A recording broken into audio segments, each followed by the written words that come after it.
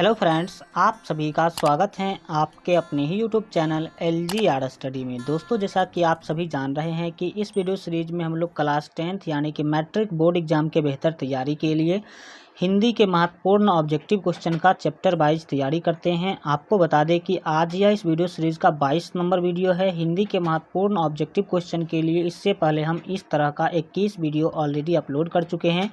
तो अगर आप अभी तक इस सभी 21 वीडियो को नहीं देखे हैं तो आप इस चैनल के प्ले लिस्ट में जाकर के ज़रूर देख लीजिएगा, जो कि आपके एग्ज़ाम के लिए काफ़ी महत्वपूर्ण है। तो चलिए दोस्तों, आज का वीडियो शुरू करते हैं। आज के इस वीडियो में हम आपका हिंदी पद खंड का 10वां नंबर जो चैप्टर है, जिसका नाम है अक्षर ज्ञान, काफ़ी महत्वपूर्ण चैप्टर है और यहाँ से प्रत्येक साल क्वेश्चन देखने को मिलता है। तो काफ़ी महत्वपूर्ण जो है आज का यह वीडियो आप लोगों के लिए है।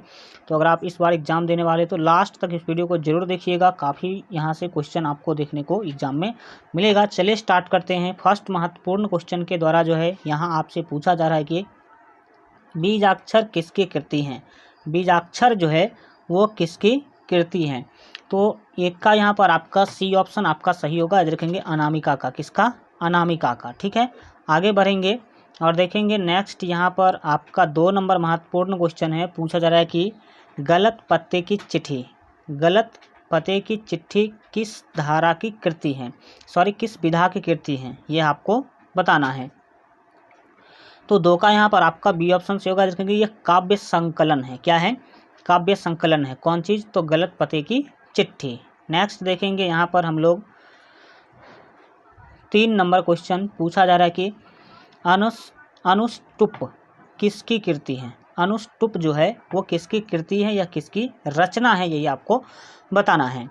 तो 3 का डी ऑप्शन आपका सही होगा। याद रखेंगे अनामिका की। किसकी? अनामिका की। नेक्स्ट देखिए यहाँ पर अपने 4 नंबर महत्वपूर्ण क्वेश्चन को पूछा जा रहा है कि अक्षर ज्ञान शीर्षक कविता में कवि मनोविज्ञान का आधार लिया गया है। किस मनोविज्ञान का आधार लिया गया है, यही आपको बताना है।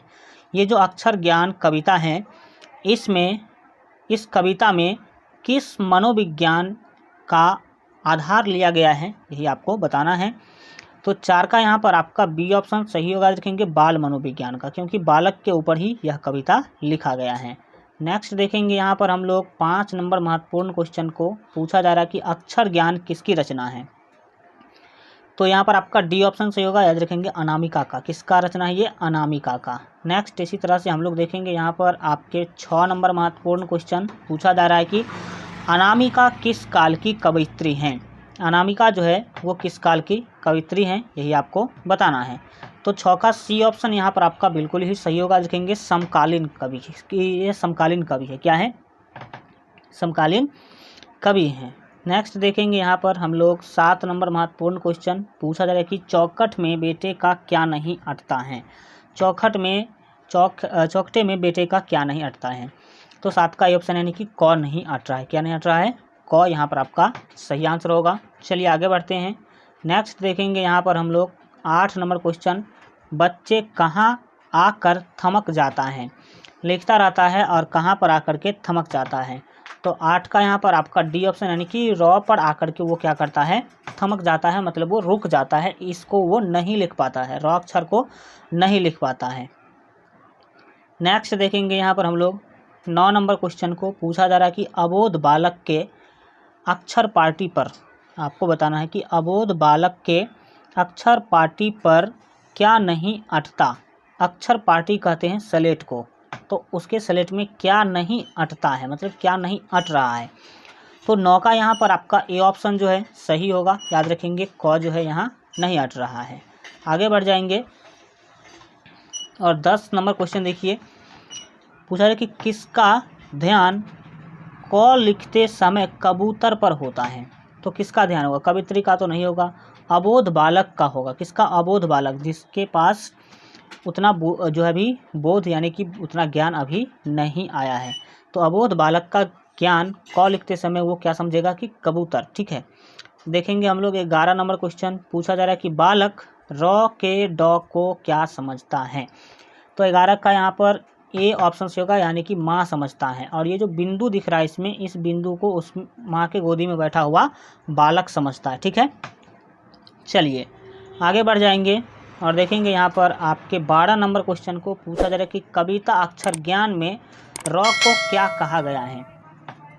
तो 12 का यहाँ पर जो आपका सही आंसर होगा वो बी होगा, माँ बेटा, क्योंकि ड है माँ और ये जो बिंदु है यहाँ पर इसको बेटा जो है बताया गया है। आगे देखिए 13 नंबर क्वेश्चन पूछा जा रहा है कि खालिस यानी कि खारा या शुद्ध बेचैनी किसकी है। तो 13 का यहाँ पर सी ऑप्शन आपका सही होगा, बेटे की। किसकी? बेटे की जो है खालिस बेचैनी है। आगे बढ़ जाइए और देखिए 14 नंबर क्वेश्चन पूछा जा रहा है कि कविता में घ से किसका बोध कराया गया है।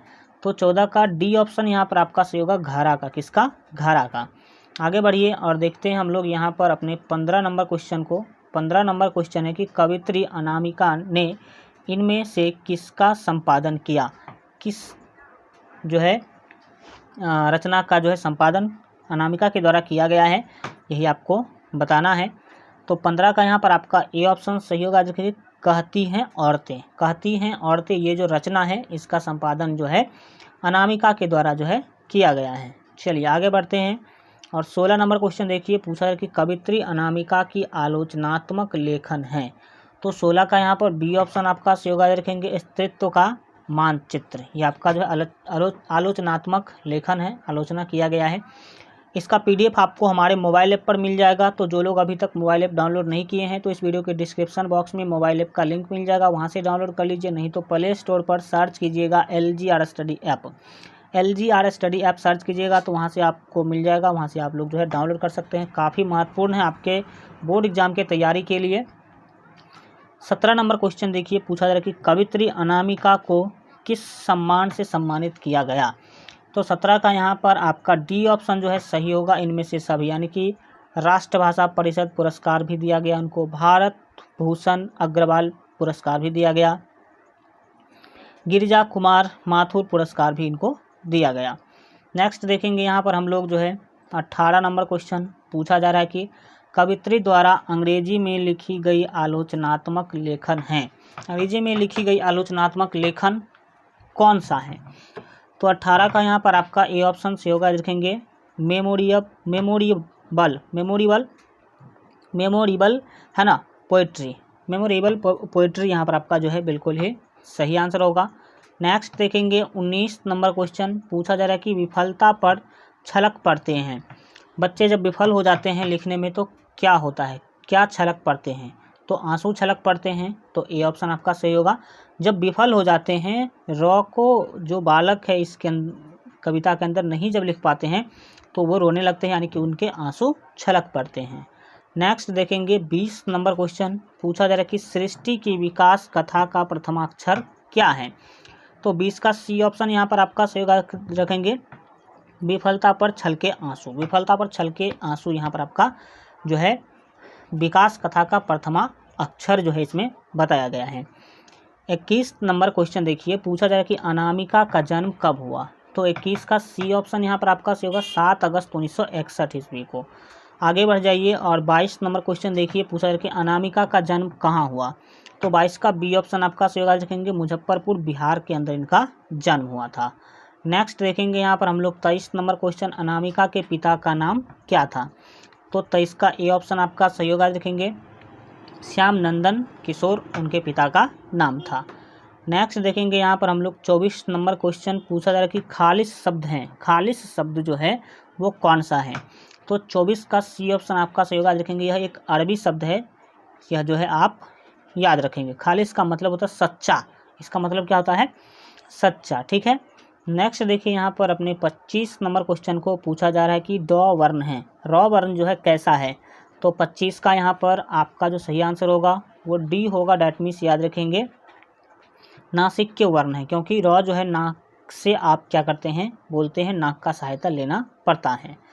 इसी तरह से देखेंगे 26 नंबर क्वेश्चन पूछा जा रहा है कि हिंदी किस लिपि में लिखा जाता है। काफ़ी महत्वपूर्ण है और बी ऑप्शन आपका सही होगा, देवनागरी लिपि में हिंदी क्या किया जाता है, लिखा जाता है। इसी तरह से हम लोग आगे बढ़ जाएंगे और देखेंगे यहाँ पर आपके 27 नंबर क्वेश्चन को पूछा है कि कविता में बच्चों को ख से क्या आ रहा है, ख से क्या याद आ रहा है।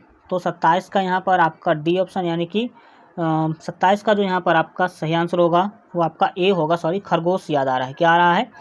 खरगोश याद आ रहा है। ठीक है, इसी तरह से आगे बढ़ेंगे और 28 नंबर देखेंगे, कौन सा वर्ण माँ के गोद में बैठा हुआ प्रतीत होता है? तो 28 का ए ऑप्शन यानी कि र यहाँ पर आपका बिल्कुल ही सही आंसर होगा। 29 नंबर क्वेश्चन है कि खलिस का अर्थ क्या है? ये खलिस नहीं होगा, खालिस होगा। खालिस का अर्थ क्या है? तो यहाँ पर आपका 29 का जो सही आंसर होगा वो डी होगा, यानी कि वैर। क्या है? खलिस का अर्थ होता है वैर। नेक्स्ट देखेंगे यहाँ पर हम लोग 30 नंबर क्वेश्चन पूछा जा रहा है कि प्रथमाक्षर का विपरीतार्थक है। तो 30 का जो यहाँ पर आपका ए ऑप्शन है बिल्कुल ही सही होगा। याद रखेंगे, अंत्याक्षर यहाँ पर आपका बिल्कुल ही सही आंसर होगा। आपको बता दें कि इसका पीडीएफ आपको हमारे मोबाइल ऐप पर मिल जाएगा। हमारे मोबाइल ऐप पर आपको मैट्रिक बोर्ड एग्जाम के बेहतर तैयारी के लिए सभी सब्जेक्ट के महत्वपूर्ण subjective question, objective question, quick revision notes, class notes और मॉडल पेपर का पीडीएफ आपको मिल जाएगा। डेली क्विज का भी वहाँ पर सिस्टम है, जहाँ पर आप लोग डेली ऑनलाइन टेस्ट भी दे सकते हैं बिल्कुल फ्री में। और अगर आप पीडीएफ डाउनलोड करना चाहते हैं तो पीडीएफ आप लोग डाउनलोड भी कर सकते हैं। तो जो लोग अभी तक जो है मोबाइल ऐप डाउनलोड नहीं किए हैं, तो इस वीडियो के डिस्क्रिप्शन में 2 मोबाइल ऐप का लिंक मिलेगा, जो कि दोनों मैट्रिक बोर्ड एग्जाम के लिए काफ़ी महत्वपूर्ण है। तो अगर आप लोग डाउनलोड नहीं किए हैं तो इस वीडियो के डिस्क्रिप्शन में लिंक है, वहाँ से डाउनलोड कर लीजिए। नहीं तो आप लोग प्ले स्टोर पर सर्च कीजिएगा LGR study app. LGR study app search कीजिएगा तो LGR स्टडी ऐप जो सबसे ऊपर आ जाएगा, वहाँ से भी आप लोग डाउनलोड कर सकते हैं।